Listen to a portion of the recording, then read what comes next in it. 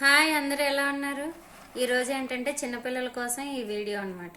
పిల్లలు బాగా వీక్గా ఉంటారు కదండి, బయట ఫుడ్ అవి కావాలంటారు, లేస్ ప్యాకెట్లు అవేవి కాకుండా ఇవి హెల్దీ. ఇవి పూల్ మకాని, ఇవి సోపు, అలసగింజలు, నూపప్పు, బాదాం, ఇవన్నీ ఒంటికి చాలా మంచివి కదా. ఇగో సువాసన కోసం యాలకులు, ఇవన్నీ డ్రైగా ఫ్రై చేసేయండి. ఫ్రై చేసుకున్న తర్వాత ఇదిగోండి ఇలా పౌడర్ ఆడేసుకొని పటికేసి పౌడర్ ఆడేయండి. పౌడర్ ఆడేసిన తర్వాత పిల్లలకి ఉదయం ఒక స్పూన్, సాయంత్రం ఒక స్పూన్ పెట్టండి.